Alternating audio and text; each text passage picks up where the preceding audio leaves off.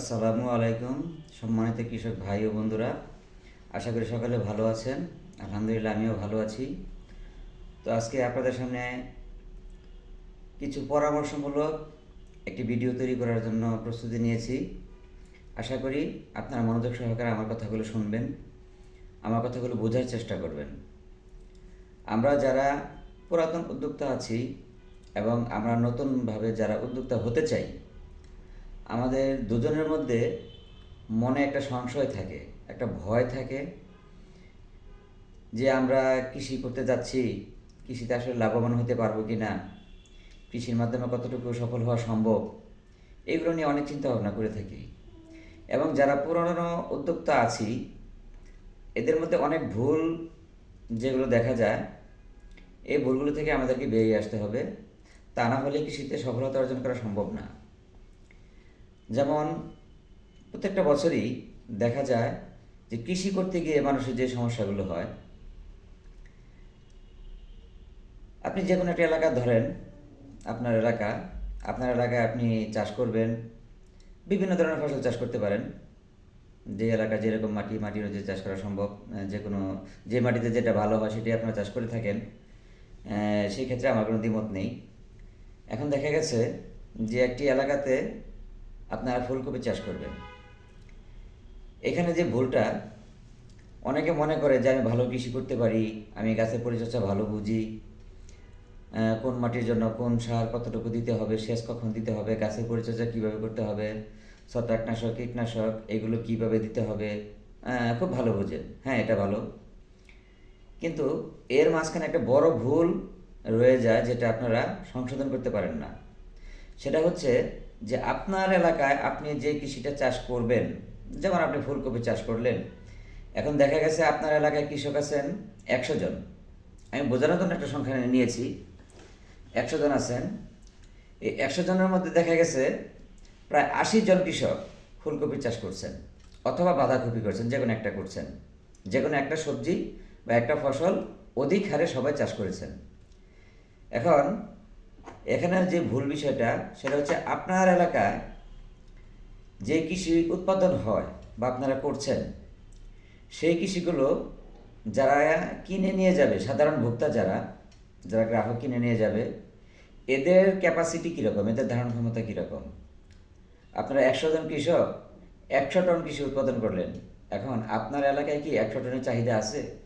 আপনার এলাকায় কি 100 টন সবজি চলবে, একই ধরনের সবজি? এটা আপনাকে আগে দিয়ে নিশ্চিত করতে হবে।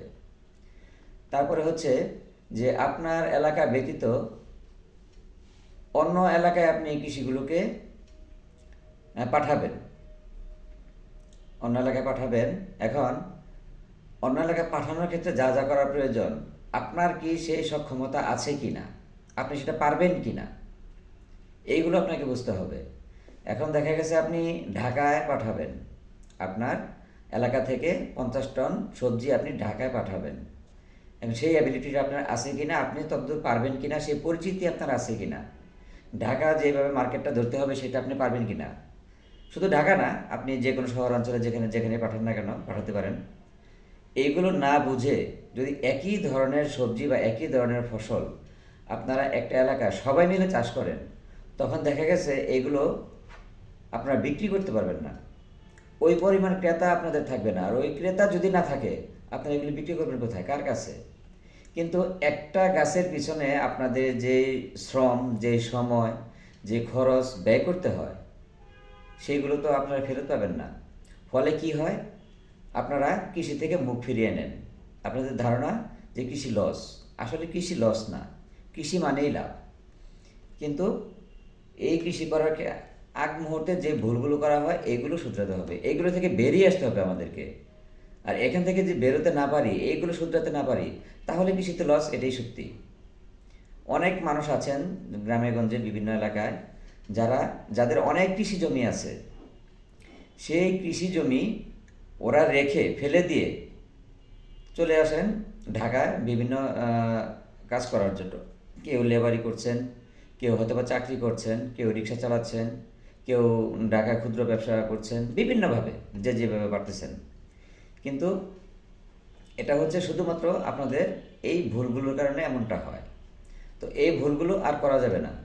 আপনি যখন একটা কৃষি করবেন, সে যাই করেন না কেন, আপনি ফুলকপি করেন, বাঁধাকপি করেন, তরমুজ করেন, তারপরে আপনি লাউ করেন, ঝিঙ্গা করেন, মিষ্টি কুমড়া করেন, চাল কুমড়া করেন, যাই করেন করতে পারেন, আগে আপনাকে দেখতে হবে যে আপনার এলাকায় কতজন কৃষক আছে এবং ওই একই ফসল কতজন লোক চাষ করতেছে। সেই অনুযায়ী আপনি কতটুকু বিক্রি করতে পারবেন, কত দূরে আপনি এই আপনার কৃষিটা পৌঁছাতে পারবেন, সেইগুলোর প্রতি আপনাদেরকে খেয়াল রাখতে হবে। আর সেটা যদি না পারেন, তাহলে আমি বলবো যে কৃষি করার দরকার নেই। কেননা আপনি যখন একটা কৃষি করবেন, করে সফলতা অর্জন করতে পারবেন না, আপনি ব্যর্থ হবেন, তখন এই আপনার এই ব্যর্থতা দেখে আরও যে নতুন উদ্যোক্তা আছে, এরা তখন আস্থাহীন হয়ে পড়বে। তখন এরা ভাববে যে আসলে কৃষির মধ্যে কিছুই নাই, কৃষি একটা লস, একটা খাত বা লস একটা প্রজেক্ট, এরকম চিন্তা ভাবনা করবে। তো আপনার ভুলের কারণে আপনি অন্যজনকে কৃষি থেকে সরিয়ে দিচ্ছেন, আপনি নিজেও কৃষি থেকে সরে যাচ্ছেন। তো এইগুলো আপনাদেরকে বুঝতে হবে। তো যা হোক, আমি আশা করি বোঝাতে পেরেছি যে কীভাবে আপনারা কৃষির জন্য প্রস্তুতি নেবেন বা উদ্যোগ নেবেন। এখন আমি আরেকটা কৃষির কথা বলবো, যে এটা যদি আপনারা চাষ করেন, আমি আশা করি আপনার এলাকায় যদি প্রত্যেকেও চাষ করে, এরপর আপনারা লাভবান হতে পারবেন। যেমন ধরেন, আপনি আখের চাষ করলেন। আখের মধ্যে অনেকগুলো জাত আছে, বিভিন্ন ধরনের আখ আছে বাংলাদেশে। তো এর মধ্যে বর্তমানে যে জাতটা খুব কম, যে জিনিসটা কম সেটা চাহিদা বেশি থাকে, এটা আপনারাও জানেন, এটা না জানার কিছুই নেই, না বোঝার কিছুই নেই। যেমন ফিলিপাইনি যে কালো আখ, এই আখটা আপনারা চাষ করতে পারেন। আপনার এলাকায় যতগুলো কৃষক আছে সবাই মিলে চাষ করেন, এরপরও এটার মধ্যে আপনাদের লস হবে না। কেন হবে না সেটা আমি আপনাদেরকে বলে দিব। এই আখ এমন একটা ফসল বা এমন একটা কৃষি, এটা দ্রুত পচনশীল না। যেমন আপনার এলাকায় আপনি যদি অন্যান্য সবজিগুলো চাষ করেন, সেটা নির্দিষ্ট একটা সময়ের ভিতরে, নির্দিষ্ট সময়ের সব কৃষির মধ্যেই থাকবে, সেটা হচ্ছে অল্প সময়ের ভিতরে সেগুলোকে আপনার বাজারজাত করতে হবে, বিক্রি করতে হবে। তা না হলে সেগুলো নষ্ট হয়ে যাবে, সেগুলো আপনারা বিক্রি করতে পারবেন না, তখন আপনাদের লস হয়ে যাবে, ক্ষতি হয়ে যাবে। আর আখের বিষয়টা হচ্ছে ভিন্ন। আখটা জমি থেকে কাটার পরেও 1 দিন, 2 দিন, 5 দিন, 1 সপ্তাহ কিংবা 10 দিনেও এটা নষ্ট হয় না। তখন এটা দূর দূরান্তে আপনারা বিক্রি করতে পারবেন। এবং আখের চাহিদা হচ্ছে ব্যাপক। আখ বিভিন্ন শহরাঞ্চলে, যারা যারা মানে ওই শহরে থেকে ব্যবসা করে, অন্য জায়গা থেকে কিনে নিয়ে আসে, এরা আখটা খুব দূর থেকে ওরা নিয়ে আসে এবং এটা ওরা যথেষ্ট দাম দিয়ে নিয়ে আসে, এবং এটা দ্রুত পচনশীল না। এক্ষেত্রে আপনারা চাষ করতে পারেন, এটা লাভজনক। এখন আমি যেটা বলবো, আখ আপনারা কেন চাষ করবেন সেটা হচ্ছে কথা।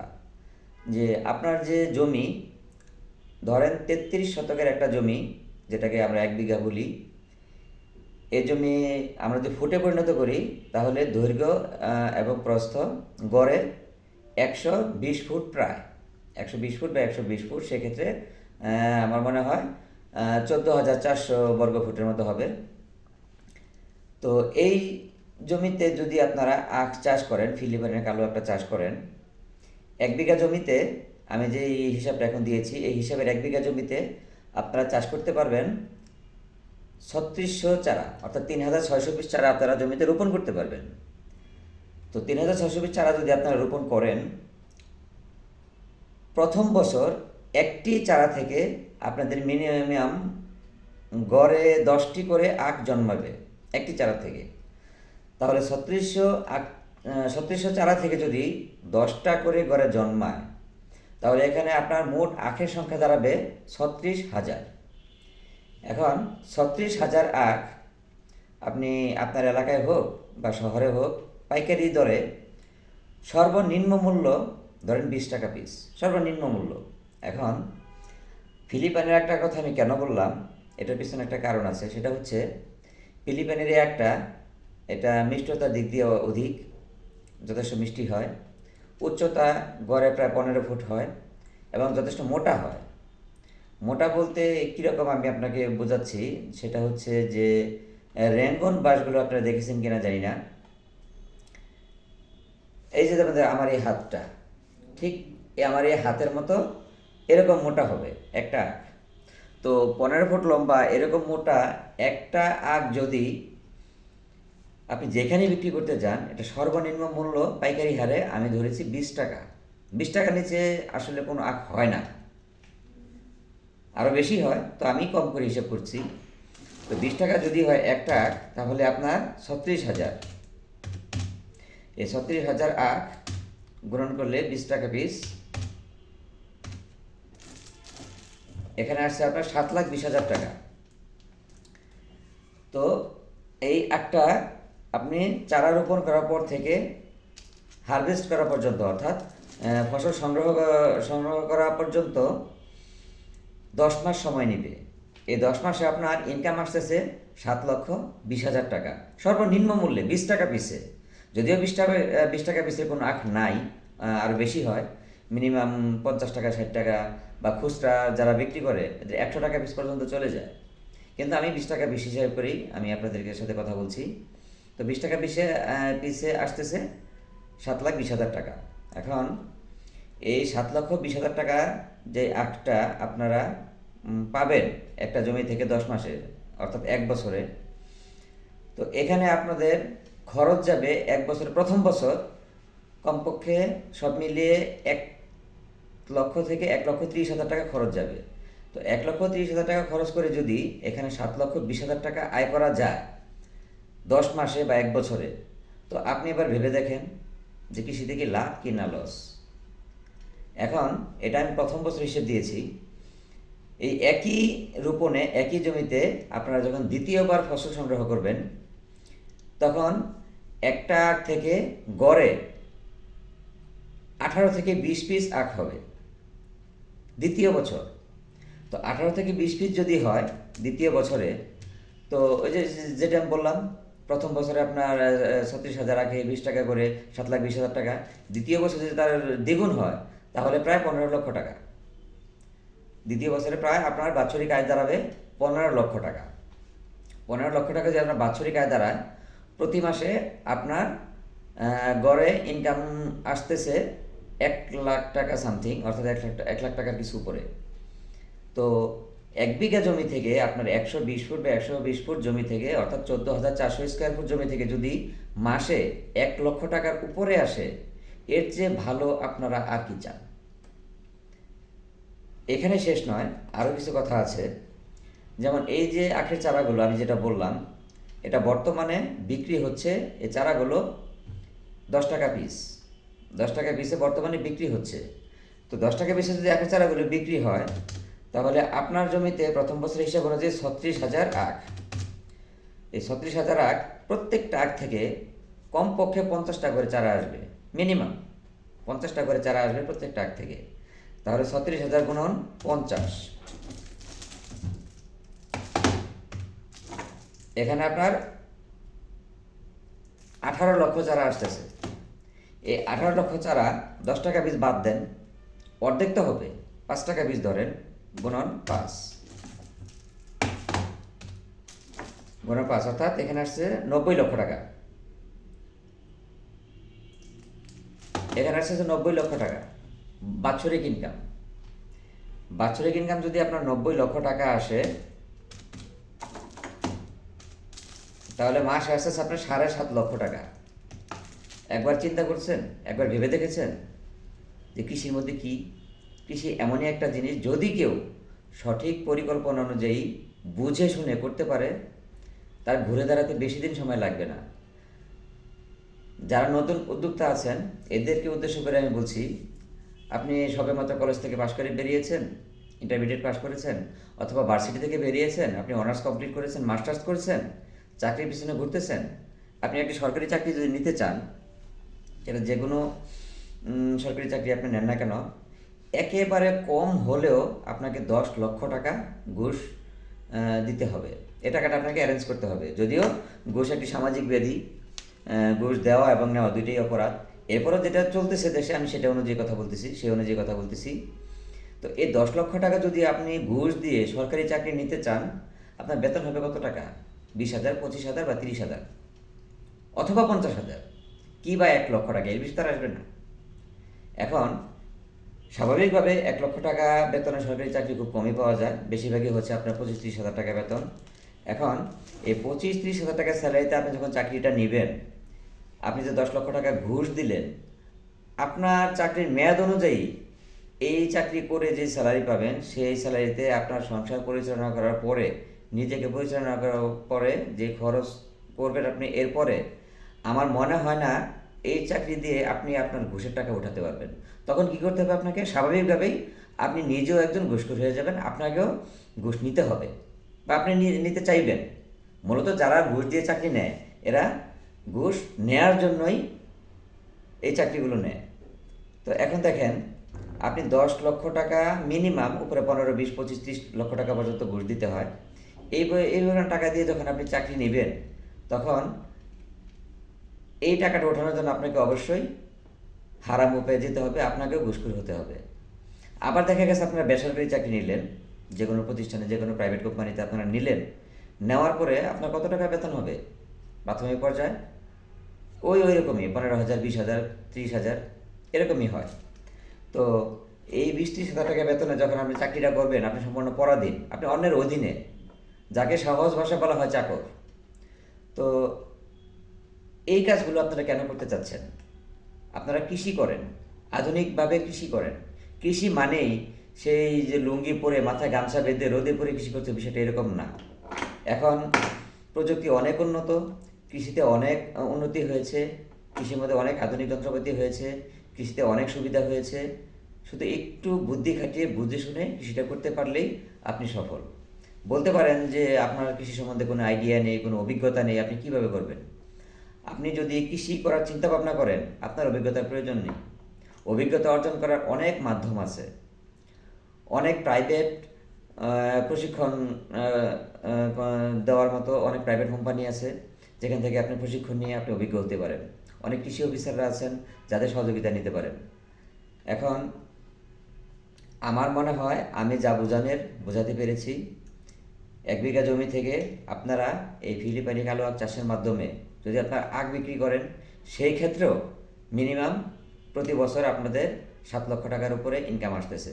আর যদি চারা আকারে আপনারা বিক্রি করেন, তখন দেখা গেছে যে আপনারা 1 বিঘা জমি চারা যদি বিক্রি করতে পারেন, সেই ক্ষেত্রে বছরে প্রায় 90 লক্ষ টাকা আপনারা আয় করতে পারেন। এখন প্রশ্ন হচ্ছে যে আপনি আখ করলেন, এখন এগুলি কোথায় বিক্রি করবেন? কে কিনবে? কার কাছে বিক্রি করবেন? এই চারা কে বিক্রি করবে? এই ক্ষেত্রে আপনাকে কয়েকটা কাজ করতে হবে। সেটা হচ্ছে আপনাকে অনলাইন বিজনেস চালু করতে হবে। যেমন আপনি যে চারাটা কিনতেছেন, সেটা কিন্তু অনলাইনের মাধ্যমে। আজকে আমার যে পরামর্শটা আপনি নিচ্ছেন বা আপনি শুনছেন, দেখছেন, সেটাও অনলাইনের মাধ্যমে। এখন প্রশ্ন হচ্ছে যে আপনি তো অনলাইনের মাধ্যমে করবেন, কিন্তু আপনার যে পরিচিতি বা আপনার যে চ্যানেল বা আপনার যে আইডি, এটা তো কেউ চেনে না, কেউ দেখবে না। সেটারও সুব্যবস্থা আছে। সেই ক্ষেত্রে যেগুলো পরিচিত চ্যানেল আছে, যেগুলোর ভিউ বেশি, সাবস্ক্রাইবার বেশি, আপনারা এদের সহযোগিতা নিতে পারেন। এদেরকে দিয়ে এদেরকে নিয়ে আপনারা প্রতিবেদন তৈরি করতে পারেন। এই ক্ষেত্রে আপনারা অবশ্যই চারা বিক্রি বা আপনার যে উৎপাদিত ফসল, সেটা আপনি খুব সহজেই বিক্রি করতে পারেন। ইভেন আপনারা আমার সহযোগিতা নিতে পারেন। যেমন আমি কৃষি নিয়ে কাজ করি, আমার কোম্পানির নাম হচ্ছে জনতার কৃষি, এবং আমার একটা কৃষি চ্যানেলও আছে, সেটা আমি নতুন খুলেছি। সেটা হচ্ছে কৃষি কথোপকথন, এবং আমার কোম্পানির নাম হচ্ছে ইনহ্যান্ড ভাই কর্পোরেট অফিস, আফতাবনগর, ঢাকা। আর আমি এখানে আছি এগ্রিকালচার কনসালটেন্ট হিসাবে, অর্থাৎ কৃষি বিশেষজ্ঞ হিসাবে এখানে আমি আসি। আমি সারা বাংলাদেশে যাই, অনেকেই আমি কৃষি বিষয়ক পরামর্শ দিয়ে থাকি, সহযোগিতা করে থাকি। আপনি যদি নতুন উদ্যোক্তা হতে চান, আপনি জমি তৈরি করতে চান, কিভাবে আপনি কৃষি করবেন, সেই ক্ষেত্রে যদি আমার সহযোগিতা প্রয়োজন মনে করেন, হ্যাঁ আমি সহযোগিতা করতে পারি। বিক্রির ক্ষেত্রে আমি সহযোগিতা করতে পারি। সব মিলে আমি শুধু একটা জিনিসই চাইব সবার কাছে, যে আপনারা উদ্যোক্তা হন। পরাধীনতার চাকরি না করে আপনারা সফলতার উদ্যোক্তা হন, স্বাবলম্বী হন। আপনি কেন চাকরি করবেন? আপনার এখানে চাকরি করবে মানুষ, সেইভাবে নিজেকে তৈরি করুন। আশা করি আমি যা বোঝানোর বোঝাতে পেরেছি। আপনারা অবশ্যই আমার সাথে যোগাযোগ করবেন। আমি চাইব যে আমাদের দেশে নতুন নতুন উদ্যোক্তা তৈরি হোক, এবং সবাই মিলে যখন আমাদের দেশে উদ্যোক্তা হয়ে যাবেন, আমাদের দেশে পর্যাপ্ত পরিমাণে ফসল উৎপাদন হবে। একটা সময় দেখা যাবে কি সেই ফসলগুলো আমরা বিদেশে রপ্তানি করতে পারবো, আমরা এক্সপোর্ট করতে পারবো। এক্সপোর্টের মাধ্যমে আমরা অবশ্যই বৈদেশিক মুদ্রা আয় করতে পারবো। এইভাবে আমরা স্বাবলম্বী হব নিজেরা এবং স্বাবলম্বী হবে আমাদের দেশ। তো আশা করি আপনারা সবাই বুঝতে পেরেছেন। আমার ভিডিওগুলো দেখবেন, কৃষি কথোপকথনের ভিডিওগুলো দেখবেন এবং আমার সাথে যোগাযোগ করবেন, পরামর্শ নেবেন। আমার এখানে প্রশিক্ষণের ব্যবস্থা আছে, আমরা কৃষি বিষয়ে প্রশিক্ষণ দিয়ে থাকি। তো যাই হোক, আর কথা না বাড়িয়ে এখানে শেষ করছি। সকলে ভালো থাকবেন, সুস্থ থাকবেন। আল্লাহ হাফেজ, আসসালামু আলাইকুম।